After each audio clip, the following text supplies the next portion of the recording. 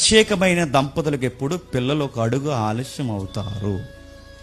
మీరు టెన్షన్ అయిపోకండి, మీకు వజ్రాలు పుడతారు. మళ్ళీ చెప్తున్నా, మీరేం టెన్షన్ అయిపోకండి. ప్రత్యేకం అవుతుందంటే మా అత్త ఎలాగంటుంది, మా అక్క ఎలాగంటుంది, మా అమ్మ ఎలాగంటుంది, మా ఎదురింటి ఆంటీ ఎలాగంటుంది, పొరుగింటి పొల్లయ్య ఎలాగన్నాడు, పక్కింటి పలానోడు ఎలాగన్నాడు.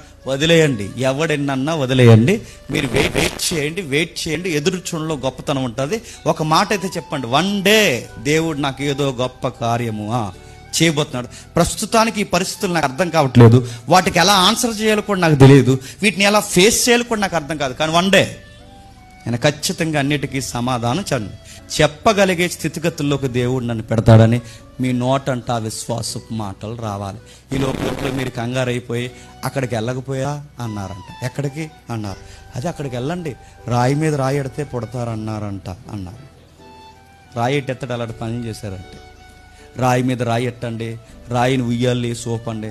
నేను అడుగుతున్నాను, పిల్లలు పుట్టాలి, ఎలా పుట్టాలన్నది మన చేతిలో ఉన్నది గుర్తుపెట్టుకోండి. పిల్లలు ఎవరు ఎలా పుట్టాలన్నది ఎవరు నిర్ణయిస్తారు చెప్పండి? అది